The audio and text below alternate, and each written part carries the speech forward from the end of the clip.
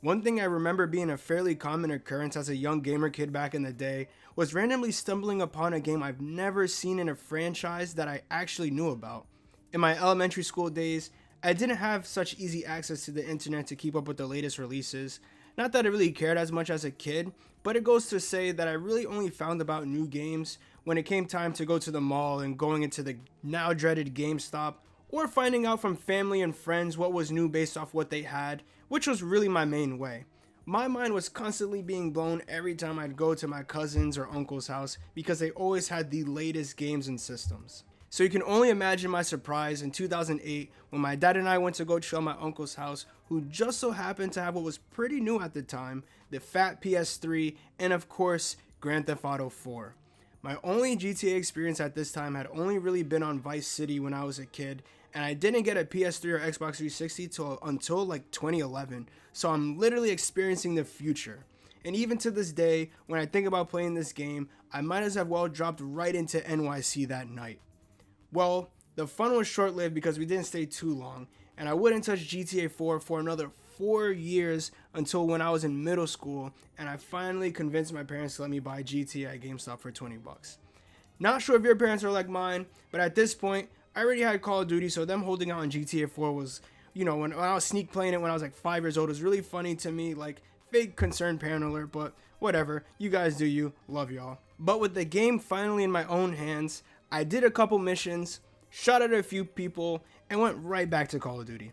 And as each Call of Duty came out and the eventual release of GTA 5 like a year later after I got GTA 4, it pushed it way down the list of my priority of games to play, and it didn't help once I got the PS4 because that became my main console. It wouldn't be about until 2020 when I finally pulled the trigger and bought it on PC after a Steam sale, and I couldn't be more hyped. Here, I can uncap the frame rate, have the highest graphics settings, and with the game finally in my own hands once again, I did a couple missions, shot a few people, and went right back to Call of Duty. After a few more years of collecting dust at the bottom of my Steam library, one day I got the random urge and courage to start and commit to a game, and Nico Bellic's number was being called. This video is called Games I Should Have Played Sooner for a reason, because this is the forefront of games I should have played much sooner, because no doubt my favorite GTA storyline to play through. The GTA formula is nothing too crazy outside of driving from checkpoint to checkpoint, watching some cutscenes as the story builds up, and handling the missions. It's the world and characters that really makes these games, and Nico Bellic is one of the best protagonists the Grand Theft Auto series has to offer, alongside Cousin Roman of course. These two characters really stand out throughout the entire series, and I can't even mention that the gameplay was peak. Like, even supporting characters like Little Jacob, Michelle, Manny, Brucey, Packy, like all these characters have their own usefulness to the narrative and overall just add to the fun and intrigue of the world. The story is one of the best the series has to offer, an amazing action and a narrative that will keep you wanting to see it through its end.